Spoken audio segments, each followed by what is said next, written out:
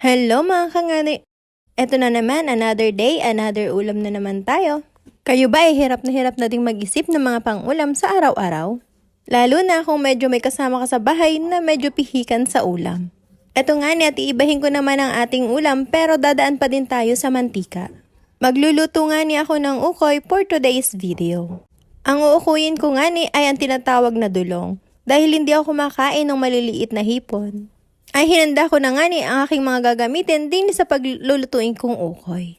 Katulad ng sibuyas na ginayat ko ng maliliit at yung bawang din ay ginayat ko na din ng maliliit. At syempre pag magtitimpla ako ay hindi mawawala aring pampaitim ng aking niluluto ang paminta.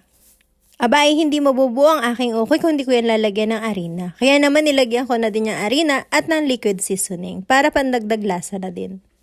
Sinamahan ko na din ng isang buong itlog at maigi rin na yung pampadagdag ng lasa. O ay di pagkatapos ko nga nang ilagay lahat ng mga rikado na kailangan ko din sa aking uukuyin, ay rin na hinalo-halo ko lamang ng mabilis para naman mag-mix at matunaw din yung mga nilagay ko katulad ng harina at itlog. O ay di nang okay na nga ni ang pagkakahalo at gana rin ang texture na ay di mag-ready naman tayo sa pagpiprito. Ay pero bago ko nga ni pala iprito yan ay inuna ko na nga ni aring talong at nang hindi naman nagkakakulay yung mantika. Ay tingnan nyo naman at yung mantika ay talagang pumipitik ay daig pa yung umuulan. Ay kaya naman pag nagpiprito ako ng talong ay talaga namang malayo ako, mga 1 meter away siguro ay charis. O ay di nang okay na nga niya kabilang side ay di babalik ta rin ko na din. Ayan, ang sarap ba yan na may ulam na rin lalo na kung may kapartner na toyo at kalamansi. Napakasimpleng ulam lamang nga ni Nare at napakabilis ding lutuin kung ikaw ay nagmamadali ay pwede na are. Ay nang okay na nga ning iprito ang talong ay di sisimulan ko na ang pagpiprito na ring aking ukoy. Ay hinulma ko na nga ni lamang sa saktong laki at sa saktong kapal. Ay masarap nga ni na ring luto ay yung medyo crispy na parang kumakain ka ng chicharon, charis.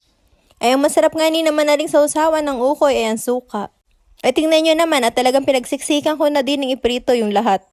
Ay akaunti nga ni lamang yun kaya naman kayang-kaya ng isang salang lamang. O di rin na nga nit ng okay ng kabilang side ay babalik ta rin ko na at ng yung kabila naman. Kaya lamang ay hindi pa medyo crispy kaya naman babalik ta rin ko ulit mamaya.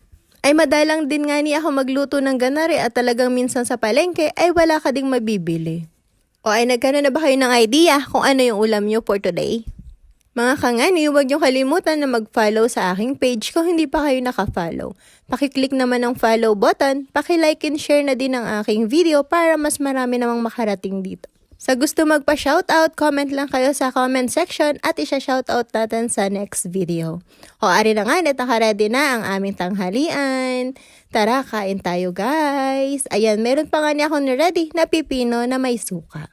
At meron din ako na pinatong sa kanin na okra. So hindi ko na yan pinakuluan at hindi ko na din pinakita. Syempre, mas masarap kung may kasabay na kape. Salamat sa panonood!